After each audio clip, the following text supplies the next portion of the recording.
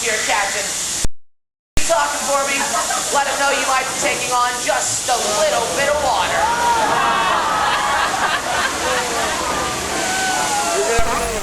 Mr. Jennings Osborne, who strung up 1,000 red bulbs on his house as a Christmas present for his daughter Breezy. And the lights came here to the studios in 1995. And here ever since.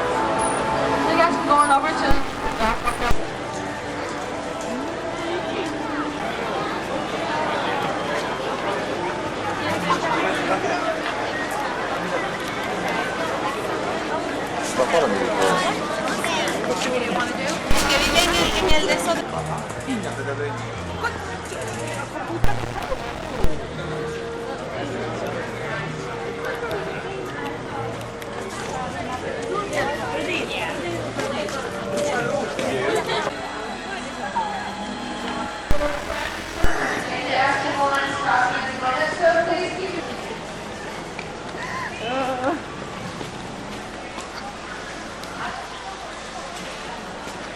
Please keep your parties together and be prepared to stop behind the yellow line when I ask. This is a limited capacity tour. Thank you.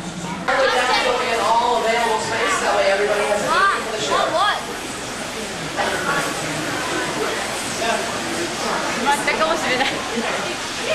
Here in our special FX water tank. Now, water tanks like these continue to play major roles in action films. Here, the explosive, out-of-control mayhem they see in movies such as Crimson Tide, The Rock, and Pearl Harbor can be created with the use of large-scale physical and mechanical effects. That action is then filmed as a carefully planned sequence of events. And today we're going to be shooting our own action sequence titled Harbor Attack, using many of the same effects as such directors as Michael Bay used for their films. In fact, if we can just direct your attention to those overhead monitors, here's Michael Bay now to set the scene for us. In this scene, a probo is on a surveillance mission, searching the sky. It takes a lot of time and hard work to reset these charges for an explosion. But of course, the number one consideration on the timing of all these effects is always the safety of our actors and actresses on the set, which brings me to you. Hi, what's your name? Everybody say hello, Gene.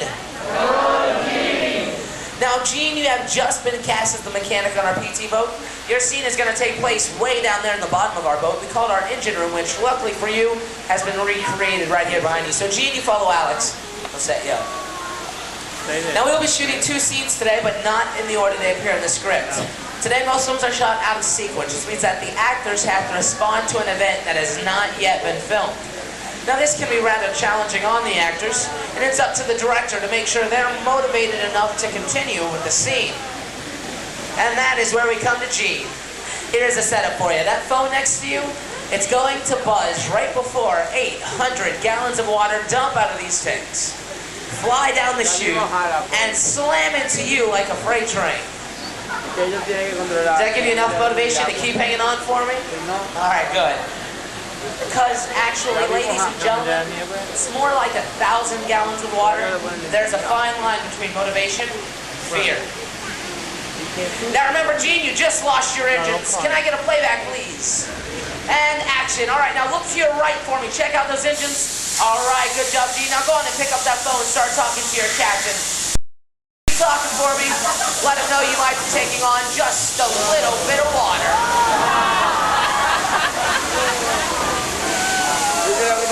And cut. Now that is what I call a physical effect. Let's give Gene a big round of applause.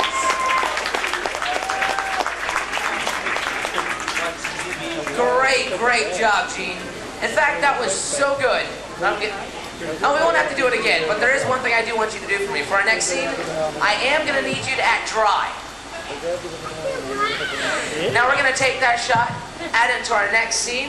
See how it all ties together in our final sequence. Now our next scene is going to take place right here on the deck of our PT boat. And here's my assistant Alex. Introduce the brave actor for us, Alex. That's right, ladies and gentlemen. I need a big, hearty round of applause for Captain Noah.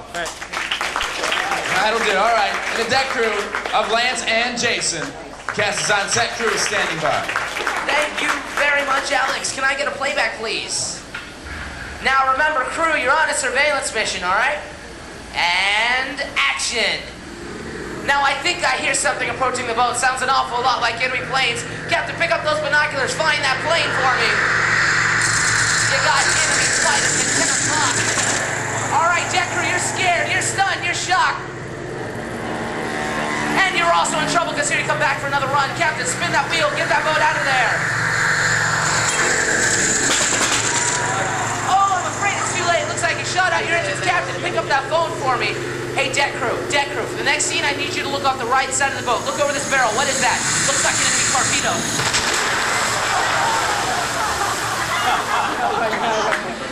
All right, crew, start to relax. Go on and take a deep breath for me. You think it's all over. But wait a minute, what's that I hear? Sounds like more planes. Hey guys, you got enemy bombers approaching at 12 o'clock. Point to the sky. Bombs away, everybody. Hit the deck.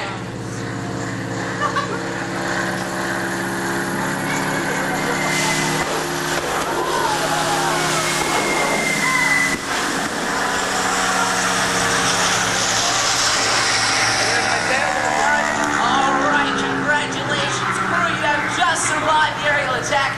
But just then, 2 more torpedoes can quickly under stern. The left and two, they right to the audience. Point to the audience, tell them to look out.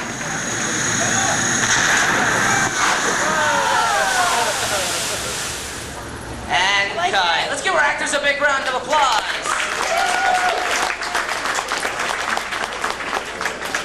Now let's see what our scene looks and sounds like after we add a few computer-generated images, some pre-recorded lines of dialogue, and a rousing musical score. So look up those overhead monitors as we proudly present Harbor Attack.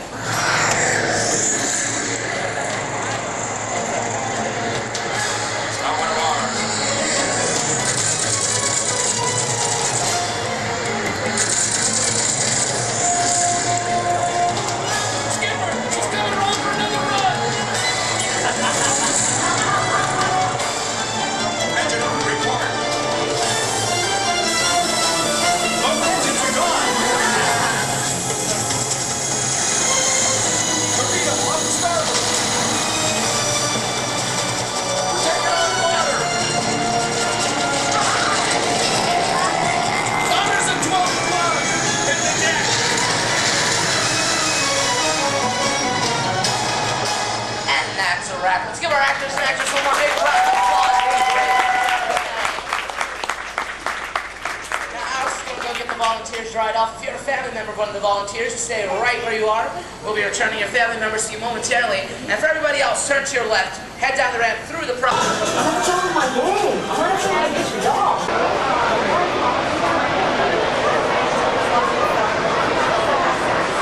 State-of-the-art editing facilities. Yeah, and huge elephants outside the costuming thing. But everything else needed to produce movies, television, and even live radio shows. Now we have had quite a few high-profile films here on your left-hand side. You will see costumes from productions such as The Princess Diaries 2, Mr. 3000, The Life Aquatic, The Village, and Ladder 49. We do have the world's largest working wardrobe. Our team of over 250 skilled professionals.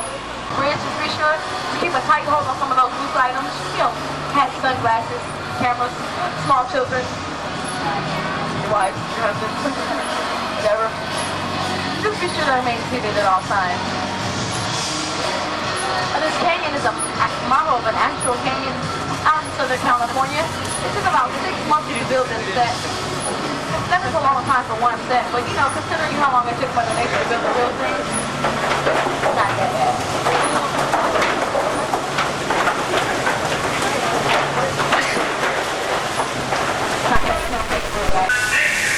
Whoa, take one, take two. Oh, hold on. Production crew, I just wanted to rank. Guys, production crew. Guys, okay, you guys, I'm gonna make a quick phone call, and I'm gonna get this all straightened out. Stephanie, go down, man.